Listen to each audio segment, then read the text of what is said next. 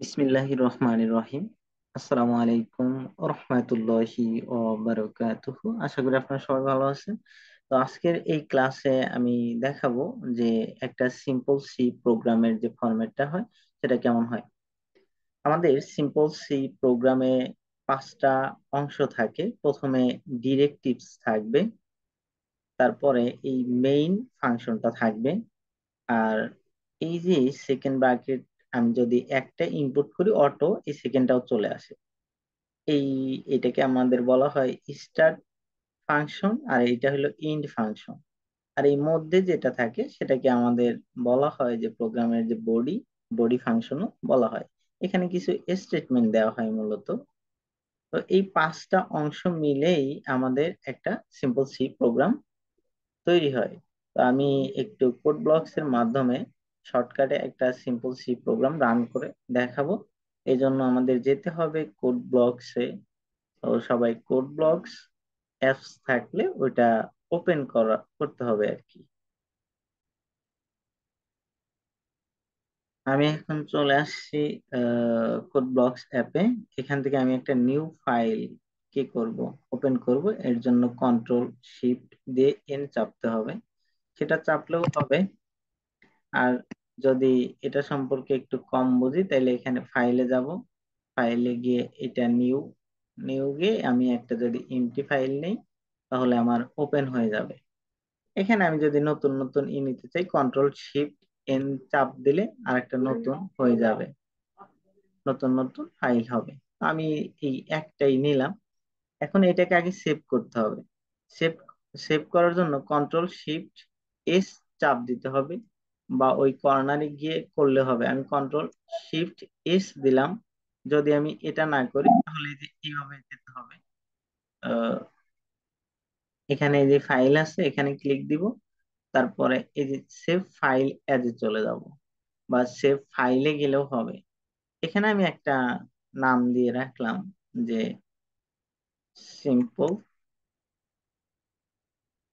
Programme C. এটা just আমি save করে রাখলাম। সেভ না করলে কিন্তু রান করা সম্ভব হবে না। তো এভাবেও করতে পারি, বা কন্ট্রোল শিফট এস চাপ দিলেও ডিরেক্ট সেভ করা যায়। তো প্রথমে আমরা একটা ডিরেক্টিভস দিব। ডিরেক্টিভসটা হতে হবে, এটা সব ক্ষেত্রেই সেম, হ্যাশ, এখানে কমান্ড আমারে শো করবে ইনক্লুড, তারপরে এটা দিব stdio ডট এইচ, ক্লোজ করে দিব। এটা হলো আমাদের ডিরেক্টিভস।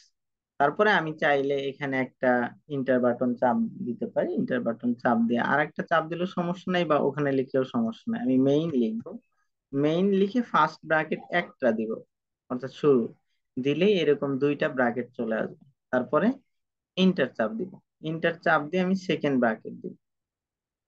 তাই এই যে আমাদের শুরুতে কিন্তু ডিরেক্টিভস যে ফাংশনটা ছিল সেটা আমরা ইনপুট করছি।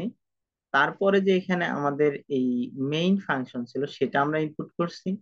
এখন আমরা প্রোগ্রাম শুরু করার জন্য আমরা বলছিলাম সেকেন্ড ব্র্যাকেট ইনপুট করতে হয়, আর পরেরটা অটো চলে আসে, সেটা কিন্তু আসছে। এখন এই যে ভিতরে আমি যা লিখবো এখানে জাস্ট একটা স্টেটমেন্ট দিব, যে আমি এখন দেখতে চাইতেছি হ্যালো ডুয়েট, বা সামথিং আমি কিছু দেখতে চাই। তো এই জন্য আমাদের প্রিন্ট ইউজ করতে হবে, যেহেতু আমি দেখতে চাই এটা একটা আউটপুট সিনারি, যার কারণে আমরা প্রিন্ট ফাংশনটা ইউজ করব। প্রিন্ট লেখার পরে আমাদের ফার্স্ট ব্র্যাকেট দিতে হবে। অবশ্যই এটা অ্যাপোস্ট্রোফের মধ্যে, আমি যেটা দেখতে চাই সেটা অ্যাপোস্ট্রোফের মধ্যে হতে হবে। তো আমি লিখলাম যে হ্যালো ডুয়েট, বা জাস্ট ডুয়েট, বা আপনার নাম টাম কিছু একটা আমরা দিতে পারবো। আমি ডুয়েট জাস্ট লিখলাম, এটা দিলেই হবে। তো আমি যখন কোন একটা স্টেটমেন্ট দিব, স্টেটমেন্ট শেষ করলে অবশ্যই সেমিকোলন দ্বারা শেষ করতে হবে, এটা মাথায় রাখতে হবে। যে আমি একটা কোন স্টেটমেন্ট দিলাম, এই যে প্রিন্টএফ এই অ্যাপোস্ট্রোফের মধ্যে আমি একটা কিছু লিখলাম, এটাকে আমি দেখতে চাই যে আমি যদি প্রোগ্রামটা রান করি তাহলে আমাকে শো করবে হ্যালো ডুয়েট। প্রিন্টএফটা মূলত আমাদের আউটপুট ফাংশন, যেহেতু আমি দেখবো আর যা দেখা যায় তাই আমাদের আউটপুট ফাংশন। আর এই যে এই স্টেটমেন্টটা দেওয়ার শেষে কিন্তু আমি সেমিকোলন ইউজ করছি। এই সেমিকোলন না দিলে কিন্তু প্রোগ্রাম রান হবে না। তো আমাদের অলরেডি হয়ে গেছে যে পাঁচটা জিনিস ছিল, এই একটা, এখানে শুরুতে এই একটা, তারপরে মেইন, এটা আর একটা, এটা স্টার ছিল, এটা আমাদের বডি ফাংশন ছিল, আর এটা আমাদের ইন ফাংশন ছিল। অর্থাৎ এই পাঁচটার সমন্বয়ে আমাদের সিম্পল সি যে প্রোগ্রাম যে ফরম্যাটটা ছিল সেটা আমরা ওখানে দেখছি। এটাকে আমি এখন রান করব। রান করার জন্য এই যে এইখানে যে বিল্ড এন্ড রান অপশনটা আছে সেটাতে চাপ দিতে হবে। তো চাপ দিলাম, এখানে কিন্তু অলরেডি আমাদের এই যে হ্যালো ডুয়েট লেখা আসছে। ঠিক আছে, তো এটাই ছিল আমাদের প্রোগ্রামের বিষয়টা। এরকম একদম, এটা তো একদমই ইজি। পরবর্তীতে আরো কঠিন বা আরো ভালো করে বিষয়গুলো বোঝানো যাবে। এই প্রোগ্রামটা রান হইতে 0.31 সেকেন্ড সময় লাগছে, এই বেশি কিছু না। যাই হোক, আশা করি আমরা সিম্পল যে সি প্রোগ্রামের যে ফরম্যাট আছে সেটা কিভাবে কাজ করে সে বিষয়টা বুঝতে পারলাম। তো আমরা চাইলে এটাকে সেভ, যেহেতু হয়ে গেছে, আমি এখানে আর একটু কিছু দেখাই।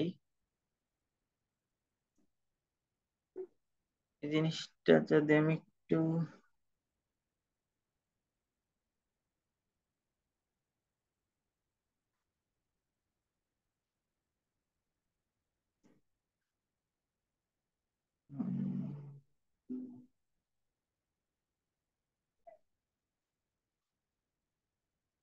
একটু আগে আমি যেটা দেখাইলাম কোড ব্লকস এর মাধ্যমে, সেই জিনিসটা এখানে উন্নত আছে। এই যে এইটা, প্রথমে আমাদের এই যে যে প্রথম যে লিখছিলাম হ্যাশ ইনক্লুড এসটি, এই জিনিসটা আমাদের কিন্তু ঠাড়া মুখস্থ করতে হবে। আর এই মেইনের এখানে অনেক চেঞ্জ টেন্স হয় সচরাচর। এখানে ইন্টিজার মেইন থাকবে, ভয়েড মেইন থাকবে। আবার এই যে এখানে প্রিন্টএফ জাস্ট, তো এটা না আমরা আস্তে আস্তে শিখবো, অনেক লং আছে প্রোগ্রাম। আর এখানে দুইটা জিনিস আজকেই মুখস্থ করা উচিত, অনেক সময় স্যার ক্লাস নেওয়ার সময় ধরতে পারে যে এই জিনিস দ্বারা কি বুঝো। সেটা হইলো প্রিন্টএফটা আসলে একটা ইনপুট ফাংশন, ইনপুট না সরি, এটা আমাদের আউটপুট ফাংশন হবে মূলত, আউটপুট ফাংশন হবে। আর স্ক্যানএফটা হবে ইনপুট ফাংশন। এই দুইটা জিনিস আমাদের মুখস্থ করতে হবে। তো ধন্যবাদ ক্লাসটি দেখার জন্য। পরবর্তীতে ইনশাল্লাহ আবার দেখা হবে, ততক্ষণ ভালো থাকবেন, সুস্থ থাকবেন। আল্লাহ হাফেজ।